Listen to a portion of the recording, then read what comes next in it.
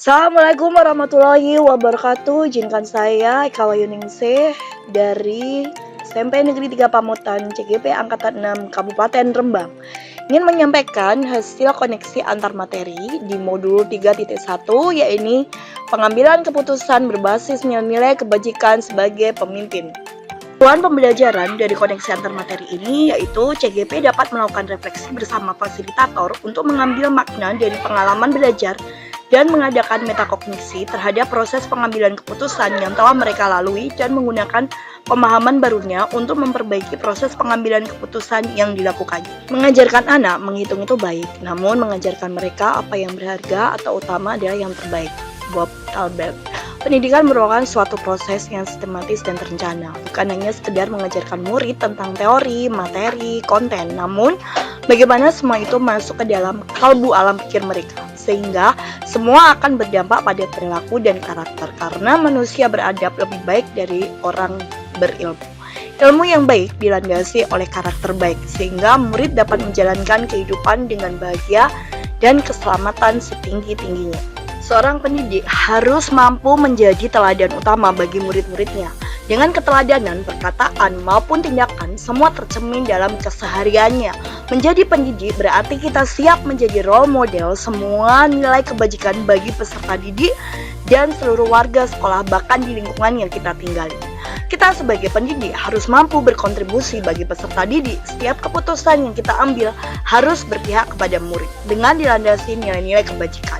Pendidik berkewajiban untuk menyampaikan kebenaran dan keteladanan. Hal ini sejalan dengan kalimat bijak berikut ini. Pendidikan adalah sebuah seni untuk membuat manusia menjadi berperilaku etis. Setelah kita mencoba memahami dua kalimat bijak tersebut, berikut ini adalah jawaban dari soal modul 3.1 koneksi antar materi pendidikan guru penggerak pengambilan keputusan.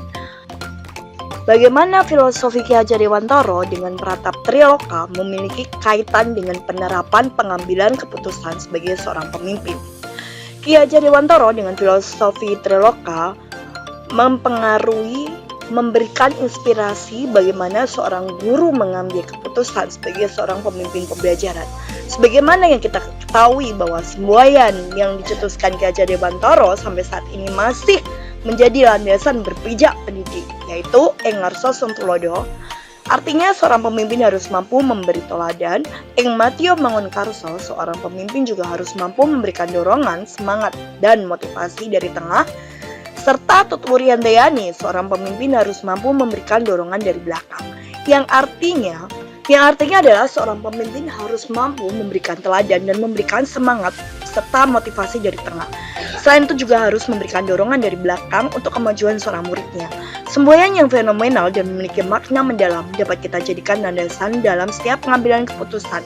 Selalu berpihak kepada murid untuk menjadikan generasi cerdas dan berkarakter profil pelajar Pancasila. Hal ini dapat kita lakukan selama proses pembelajaran di sekolah. Tidak hanya konten kurikulum, namun transfer nilai-nilai kebajikan dapat kita sampaikan secara terus-menerus dengan eksplisit pada pembelajaran dan keteladanan di setiap pengambilan keputusan yang bertanggung jawab dan humanis. Bagaimana nilai-nilai yang tertanam dalam diri kita berpengaruh kepada prinsip-prinsip yang kita ambil dalam pengambilan suatu keputusan.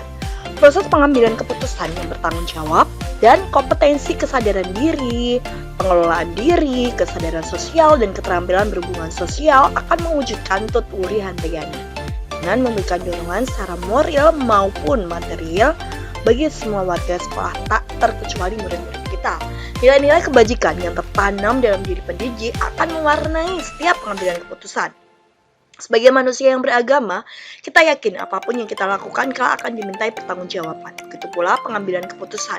Nilai kejujuran, integritas sebagai pendidik akan tergambar dalam keteladanan dan kebijakan-kebijakan yang diambil dalam setiap keputusan. Bagaimana materi pengambilan keputusan berkaitan dengan kegiatan coaching yang diberikan pendamping atau fasilitator dalam perjalanan proses pembelajaran kita, terutama dalam pengujian pengambilan keputusan yang telah kita ambil. Apakah pengambilan keputusan tersebut telah efektif? Masihkah ada pertanyaan-pertanyaan dalam diri kita atas pengambilan tersebut? Hal-hal ini tentunya bisa dibantu oleh sesi coaching yang telah dibahas pada sebelumnya. Kita tahu sebagai pendidik harus memiliki keterampilan coaching. Hal ini sangat membantu dalam pengambilan keputusan. Pendampingan kegiatan kucing oleh fasilitator dalam perjalanan proses pembelajaran sangat efektif membentuk pemahaman saya, terutama dalam pengujian pengambilan keputusan. Beberapa contoh praktik kucing yang baik memberi gambaran utuh dan dapat diterapkan di sekolah. Keputusan-keputusan dengan teknik kucing yang berlandaskan etika, nilai-nilai kebajikan sesuai dengan visi misi sekolah yang berpihak pada murid akan menciptakan budaya positif di lingkungan sekolah. Teknik kucing dengan kesetaraan tidak menggurui akan menimbulkan rasa nyaman sehingga coach mampu mengidentifikasi permasalahan dan dapat menyampaikan pertanyaan-pertanyaan berbobot dari kucing. Kucing dapat menyampaikan hambatan-hambatan dan dapat menemukan solusi yang sesuai karena coach mampu menjadi pendengar yang baik dan memiliki kemampuan bertanya secara tepat. Hal ini penting karena pada akhirnya menciptakan situasi kondusif dan dapat meningkatkan kompetensi peserta didik dan tenaga pendidik. Keterampilan kucing juga dapat menumbuhkan kreativitas dan inovasi peserta didik. Dengan kucing, guru dapat mengatasi permasalahan yang dihadapi siswa dalam proses pembelajaran. Sebagai coach yang baik, guru memiliki harapan seluruh siswanya dapat menjalankan seluruh tugas dan kewajiban yang diberikan di sekolah sesuai dengan kodrat zaman dan kodrat alam. Bagaimana kemampuan guru dalam mengelola dan menyadari aspek sosial emosionalnya akan berpengaruh terhadap pengambilan suatu keputusan, khususnya masalah dilema etika.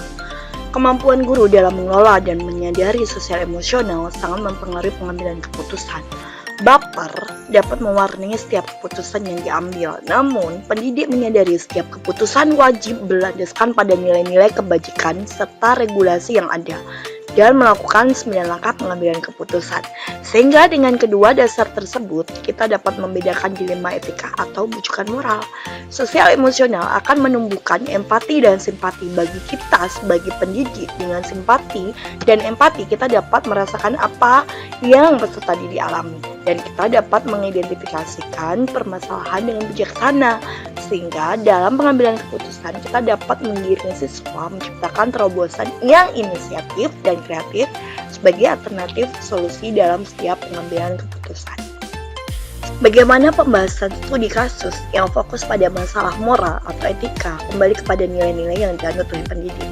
Pembahasan studi kasus yang fokus pada masalah moral atau etika akan semakin mengasah empati dan simpati seorang pendidik. Empati dan simpati yang terlatih akan mampu mengidentifikasikan dan memetakan paradigma dilema etika agar pengambilan keputusan sebagai pemimpin pembelajaran lebih bijak. Tentu saja rasa empati dan pengelolaan diri dengan kesadaran penuh akan sangat berpengaruh dalam pengambilan keputusan tersebut. Selain itu, pembahasan studi kasus yang fokus pada masalah moral atau etika juga dapat melatih ketajaman dan ketepatan dalam pengambilan keputusan, sehingga dapat dengan jelas membedakan antara dilema etika ataukah bujukan moral. Keputusan yang diambil akan semakin akurat dan menjadi keputusan yang dapat mengakomodir kebutuhan murid dan menciptakan keselamatan dan kebahagiaan semua pihak berdasarkan nilai-nilai kebenaran dan kebajikan. Bagaimana pengambilan keputusan yang tepat? Tentunya berdampak pada terciptanya lingkungan yang positif, kondusif, aman, dan nyaman. Keputusan yang kita ambil akan berdampak pada implementasi pembelajaran dan mempengaruhi situasi di sekolah. Setiap keputusan yang kita ambil harus tepat dan bijak, berlandaskan nilai-nilai kebajikan, keteladanan, bijaksana, dan tidak melanggar norma. Dengan landasan tersebut, kita dapat menciptakan lingkungan yang positif, kondusif, aman, dan nyaman, sehingga murid-murid dapat belajar dengan baik dan dapat mengembangkan kompetensinya, terwujudnya murid yang bahagia, cerdas, dan berkarakter. Apakah tantangan-tantangan di lingkungan Anda untuk dapat menjalankan pengambilan keputusan terhadap kasus-kasus dilema etika ini? Adakah kaitannya dengan perubahan paradigma di lingkungan Anda? Pengambilan keputusan berlandaskan 3 prinsip penyelesaian dilema, mana yang akan dipakai, apakah berpikir berhasil hasil akhir, berpikir berbasis peraturan, ataukah berpikir berbasis rasa peduli? Semua tergantung situasi dan kondisi yang ada. Namun setiap keputusan pasti ada risiko pro dan kontra. Hal ini menjadi salah satu tantangan yang saya hadapi dalam pengambilan keputusan terhadap kasus-kasus dilema etika adalah tidak dapat memuaskan semua pihak, sehingga ini merupakan satu ganjaran bagi saya. Namun 9 langkah pengambilan keputusan yang saya coba lakukan dapat meminimalkan perasaan tidak nyaman dan keputusan yang saya ambil dapat diterima oleh semua pihak.